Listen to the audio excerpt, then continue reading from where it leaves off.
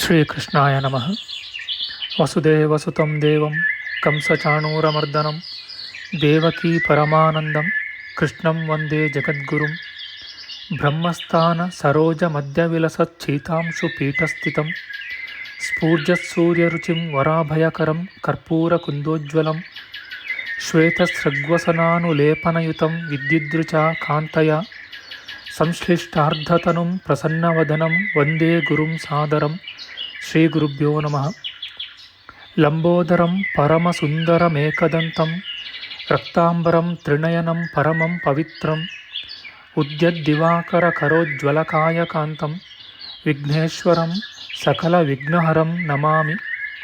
ತ್ವಾಂ ದೇವ ವಿಘ್ನದಲನೇತಿ ಚ ಸುಂದರೇತಿ ಭಕ್ತಿಪ್ರಿಯೇತಿ ಸುಖದೇತಿ ಫಲಪ್ರದೇತಿ ವಿದ್ಯಾಪ್ರದೇತ್ಯಗಹರೇತಿ ಚ ಯೇ ಸ್ತುವಂತಿ ತೇಭ್ಯೋ ಗಣೇಶವರದೋ ಭವ ನಿತ್ಯಮೇವ.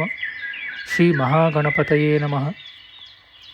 ಯಾ ಕುಂದೇಂದು ತುಷಾರಹಾರಧವಳ ಯಾ ಶುಭ್ರವಸ್ತ್ರಾವೃತ ಯಾ ವೀಣಾ ವರದಂಡಮಂಡಿತಕರ ಯಾ ಶ್ವೇತಪದ್ಮಾಸನ ಯಾ ಬ್ರಹ್ಮಾಚ್ಯುತ ಶಂಕರ ಪ್ರಭೃತಿಭಿಃ ದೇವೈಃ ಸದಾ ವಂದಿತಾ ಸಾ ಮಾಂ ಪಾತು ಸರಸ್ವತೀ ಭಗವತಿ ನಿಶ್ಶೇಷಜಾಡ್ಯಾಪಃ. ಶ್ರೀ ಸರಸ್ವತ್ಯೇ ನಮಃ. ವೇದಾರ್ಥತತ್ವವಿಶದೀಕರಣೇನ ಪುಂಸಾಂ ಉಚ್ಚೈರ್ಗತಿಂ ಜಗತಿ ಯೋ ದಯಾಯ ವಿಧಾತುಂ ರಮ್ಯಾಂ ಪುರಾಣಪದವೀಂ ಪ್ರಣಿನಾಯ ತಸ್ಮೈ ಲೋಕೇಶವೈಭವಪುಷೇ ಋಷಯೇ ನಮಸ್ತಾತ್. ತಸ್ಮೈ ವ್ಯಾಸಾಯ ಮುನಯೇ ಸರ್ವಜ್ಞಾಯ ಮಹರ್ಷಯೇ ಪರಾಶರ್ಯಾಯ ಶಾಂತಾಯ ನಮೋ ನಾರಾಯಣಾತ್ಮನೆ. ಶ್ರೀ ವ್ಯಾಸಾಯ ನಮಃ. ನಾರಾಯಣಂ ನಮಸ್ಕೃತ್ಯ ನರಂ ಚೈವ ನರೋತ್ತಮಂ ದೇವೀಂ ಸರಸ್ವತೀಂ ವ್ಯಾಸಂ ತತೋ ಜಯಮುದೀರಯೇತ್.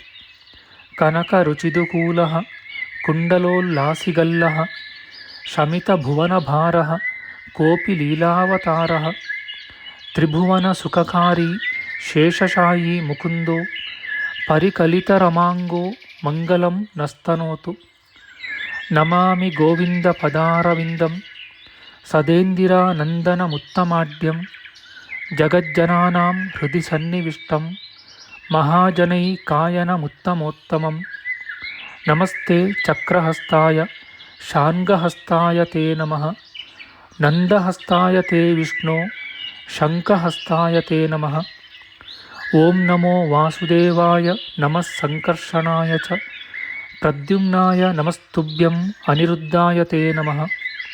ಪಾತಾಲಾದುತ್ಪತಿಷ್ಣೋರ್ಮಕರವಸತಯೋ ಯಸ್ಯ ಪುಚ್ಛಾಭಿಘಾತಾ ಧೂರ್ಧ್ವಂ ಬ್ರಹ್ಮಾಂಡಖಂಡ ವ್ಯತಿಕರವಿಹಿತ ವ್ಯತ್ಯಯೇ ನಾಪತಂತಿ. ವಿಷ್ಣೋರ್ಮತ್ಸ್ಯಾವತಾರೇ ಸಕಲವಸುಮತಿ ಮಂಡಲಂ ವ್ಯಶ್ನುವಾನಃ ತಸ್ಯಾಸ್ಯೋದೀರಿತಾನಾಂ ಧ್ವನಿರಪಹರತಾದಶ್ರಿಯಂ ವ ಶ್ರುತೀನಾಂ. ಶ್ರೀ ಮತ್ಸ್ಯರೂಪಿ ಪರಮಾತ್ಮನೇ ನಮಃ. ಪ್ರಿಯ ಬಾಂಧವರೇ, ನಮ್ಮ ಈ ಶ್ರೀ ಲಾಲೀಕೃಷ್ಣ ಚಾನಲ್ಗೆ ಸ್ವಾಗತ. ಇಂದಿನ ವಿಡಿಯೋದಲ್ಲಿ ನಾವು ಶ್ರೀ ಮತ್ಸ್ಯ ಮಹಾಪುರಾಣದ 153ನೆಯ ಅಧ್ಯಾಯದ ಪ್ರಥಮಾಂಶದ ವಿಚಾರ ಮಾಡೋಣ. ಈ ಅಧ್ಯಾಯದಲ್ಲಿ ತಾರಕಾಸುರೋಪಾಖ್ಯಾನ, ದೇವತೆಗಳ ರಕ್ಷಣೆಗಾಗಿ ವಿಷ್ಣುವಿನಲ್ಲಿ ಇಂದ್ರನ ಪ್ರಾರ್ಥನೆ, ಜಂಭಾಸುರನ ವಧೆ, ತಾರಕಾಸುರನ ಯುದ್ಧ ಪ್ರವೇಶ, ಅಷ್ಟದಿಕ್ಪಾಲಕರ ಪರಾಜಯ, ದೈತ್ಯರ ವಿಜಯೋತ್ಸವದ ವಿಚಾರ ಮಾಡೋಣ. ಶ್ರೀಕೃಷ್ಣಾಯ ನಮಃ. ಸೂತ ಪುರಾಣಿಕರು ಹೇಳುತ್ತಾರೆ, ಭಯಂಕರವಾದ ಆ ದೇವಾಸುರ ಯುದ್ಧದಲ್ಲಿ ವಿಷ್ಣುವು ಧ್ವಜವನ್ನು ಧನುಸ್ಸನ್ನು ಕಳೆದುಕೊಂಡು ಓಡಿ ಹೋಗುತ್ತಿರುವುದನ್ನು ನೋಡಿ ದೇವೇಂದ್ರನು ಓಹೋ, ವಿಷ್ಣುವು ಸೋತನು ಎಂದು ತಿಳಿದುಕೊಂಡನು. ದೈತ್ಯರು ಆನಂದದಲ್ಲಿದ್ದರು. ಅದನ್ನು ಕಂಡು ಆ ದೇವೇಶ್ವರನಿಗೆ ಮುಂದೇನು ಮಾಡಬೇಕೆಂಬುದೇ ತೋಚಲಿಲ್ಲ. ಅವನು ನೆಟ್ಟಗೆ ವಿಷ್ಣುವಿನ ಬಳಿಗೆ ಬಂದನು. ಮೃದು ಮಧುರವಾಗಿ ಪ್ರೋತ್ಸಾಹವನ್ನು ಕೊಡುವ ಮಾತುಗಳಿಂದ ಹೀಗೆ ಹೇಳಿದನು. ದೇವ, ಈ ದಾನವರು ದುರಾಲೋಚನೆಯುಳ್ಳವರು. ಇವರೊಡನೆ ನಿನಗೆ ಹುಡುಗಾಟವೇಕೆ? ದುರ್ಜನರಿಗೆ ತನ್ನ ದೌರ್ಬಲ್ಯವನ್ನು ತೋರಿಸಿಕೊಂಡ ಮನುಷ್ಯನು ಯಾವ ಕಾರ್ಯವನ್ನು ಸಾಧಿಸಲಾರನು. ಏಕೆಂದರೆ ಶಕ್ತನಾದವನು ಅಲ್ಪನನ್ನು ಲೆಕ್ಕಿಸದೆ ಉಪೇಕ್ಷೆ ಮಾಡಿದರೆ ಆ ನೀಚನು ತಾನು ಮಹಾಬಲಿಷ್ಠನೆಂದೇ ತಿಳಿದುಕೊಳ್ಳುವನು. ಆದುದರಿಂದ ವಿವೇಕಶಾಲಿಯು ದುರ್ಗದ ಹೊರಗಡೆ ಕೈಗೆ ಸಿಕ್ಕಿರುವ ನೀಚನನ್ನು ಎಂದಿಗೂ ಸುಮ್ಮನೆ ಬಿಡಬಾರದು. ರಥಿಕರು ಜಯವನ್ನು ಪಡೆಯುವುದು ತಮಗೆ ಸಹಾಯಕರಾಗಿ ಮುಂದೆ ನಡೆಯುವ ವೀರರ ಬಲದಿಂದ ಎಂದು ನೀನು ಹೇಳಬಹುದು. ಆದರೆ ಓ ದೇವ, ಹಿರಣ್ಯಾಕ್ಷನನ್ನು ಹಿಂದೆ ನೀನು ಸಂಹರಿಸಿದೆಯಲ್ಲ, ಆಗ ನಿನಗೆ ಸಹಾಯವಾಗಿದ್ದವರು ಯಾರು?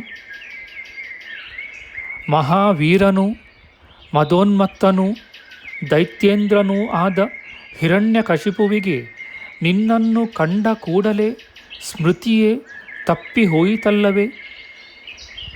ಇನ್ನೂ ಹಿಂದೆ ಬದುಕಿದ್ದ ದೇವಕಂಟಕರೂ ಅತಿ ಬಲಿಷ್ಠರೂ ಆದ ಎಷ್ಟೋ ಜನ ದೈತ್ಯ ವೀರರು ಬೆಂಕಿಯಲ್ಲಿ ಬಿದ್ದ ಪತಂಗಗಳಂತೆ ನಿನ್ನ ತೇಜಸ್ಸಿಗೆ ಸಿಕ್ಕಿ ಹತರಾದರಷ್ಟೇ. ಓ ಹರಿಯೇ, ಒಂದೊಂದು ಯುಗದಲ್ಲಿಯೂ ಲೋಕಹಿಂಸಕರಾದ ಅಸುರರನ್ನು ಸಂಹಾರ ಮಾಡಿದವನು ನೀನೇ ಆಗಿರುವೆ. ಈಗಲೂ ಕೂಡ ಕಷ್ಟದಲ್ಲಿ ಮುಳುಗಿರುವ ದೇವತೆಗಳಿಗೆ ಆಶ್ರಯವನ್ನು ಕೊಡು. ಇಂದ್ರನು ಹೀಗೆ ಬೇಡಿಕೊಳ್ಳಲು ಮಹಾಬಲಶಾಲಿಯೂ ಶತ್ರುನಾಶಕನೂ ಸಕಲ ಜೀವ ಸಂರಕ್ಷಕನೂ ಆದ ಮಹಾವಿಷ್ಣುವು ತನ್ನ ಆಕಾರವನ್ನು ಬೆಳೆಸಿಕೊಂಡನು. ಅವನ ತೇಜಸ್ಸು ಪರಾಕ್ರಮವು ಅಪರಿಮಿತವಾದವು. ಅತೀಂದ್ರಿಯ ಜ್ಞಾನಿಯಾದ ಆ ಪರಮಾತ್ಮನು ಸಮಯೋಚಿತವಾಗಿ ಇಂದ್ರನಿಗೆ ಉತ್ತರವಿತ್ತನು. ದೈತ್ಯಾಧಿಪತಿಗಳನ್ನು ಕೊಲ್ಲಬೇಕಾದರೆ ಅವರವರಿಗೆ ತಕ್ಕ ಉಪಾಯಗಳಿಂದ ಮಾತ್ರವೇ ಸಾಧ್ಯ. ಬೇರೆ ರೀತಿಯಿಂದ ಆಗದು. 7 ದಿವಸದ ಮಗುವನ್ನು ಹೊರತು ಮತ್ತಾರಿಂದಲೂ ತಾರಕಾಸುರನನ್ನು ಗೆಲ್ಲುವುದಕ್ಕೆ ಆಗುವುದಿಲ್ಲ. ಹೆಂಗಸಿನ ಕೈಯಲ್ಲಿ ತಾನು ಸಾಯಬೇಕೆಂದು ಒಬ್ಬನು, ಹುಡುಗಿಯಿಂದ ತನಗೆ ವಧವಾಗಬೇಕೆಂದು ಮತ್ತೊಬ್ಬನು ವರವನ್ನು ಪಡೆದುಕೊಂಡಿರುವನು. ಮಹಾಕ್ರೂರಿಯೂ ಸಾಹಸಿಯೂ ಆದ ಜಂಭನಿಗೆ ಇಗೋ ಸಾವು ಸಮೀಪಿಸಿದೆ.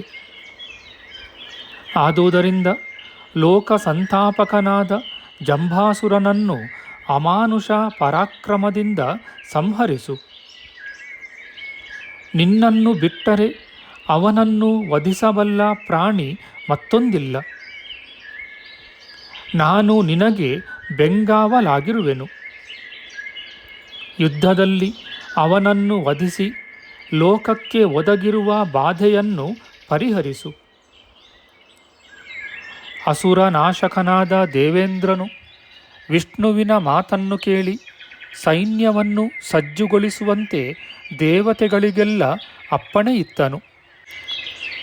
ಸಕಲ ಲೋಕಗಳಲ್ಲಿರುವ ತಪಸ್ಸಿನ ಮತ್ತು ವೀರ್ಯದ ಸಾರಾಂಶಭೂತರೆನಿಸಿದ ಏಕಾದಶ ರುದ್ರರು ಸೇನೆಯ ಮುಂದಾಳುಗಳಾಗಿರುವಂತೆ ವಿಷ್ಣುವು ಏರ್ಪಡಿಸಿದನು.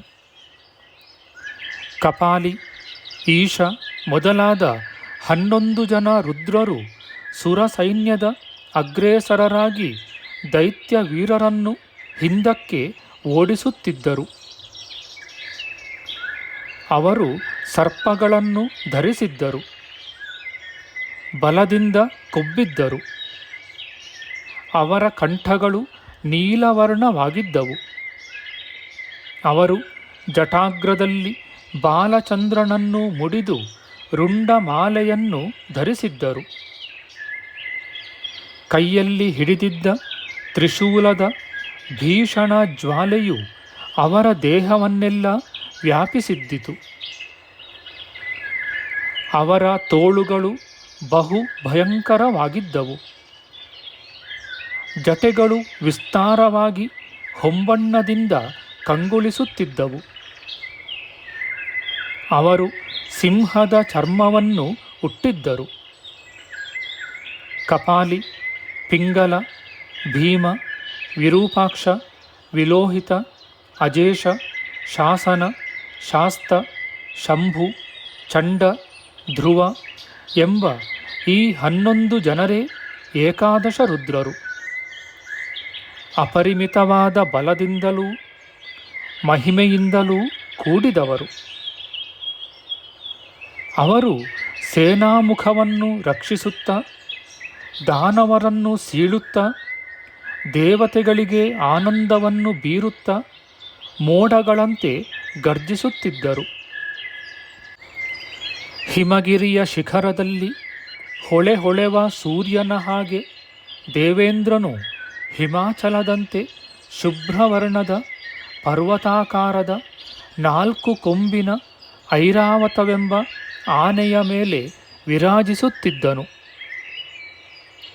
ಅದಕ್ಕೆ ಹೊಂದಾವರೆಯ ಮಾಲೆಯನ್ನು ಮುಡಿಸಿದ್ದರು. ಚಿನ್ನದ ಗಂಟೆಗಳ ಸರವನ್ನು ಹಾಕಿದ್ದರು. ಅಲಂಕಾರಕ್ಕೋಸ್ಕರ ಅದಕ್ಕೆ ಕಟ್ಟಿದ್ದ ಚಾಮರವು ಓಲಾಡುತ್ತಿತ್ತು. ಅದು ಸ್ವೇಚ್ಛಾರೂಪವನ್ನು ತಾಳಬಲ್ಲುದಾಗಿತ್ತು. ಮದಜಲದ ಹೊಳೆಯನ್ನು ಹರಿಸುತ್ತಿತ್ತು.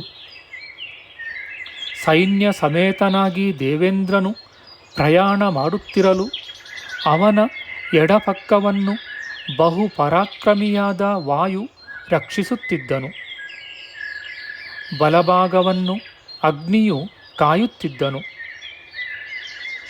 ಅವನ ಜ್ವಾಲೆಯು ದಿಕ್ಕುಗಳಲ್ಲೆಲ್ಲ ವ್ಯಾಪಿಸುತ್ತಿತ್ತು. ವಿಷ್ಣುವು ಆ ಮಹಾಸೈನ್ಯದ ಹಿಂಗಡೆಯಲ್ಲಿ ಬೆಂಗಾವಲಾಗಿದ್ದನು.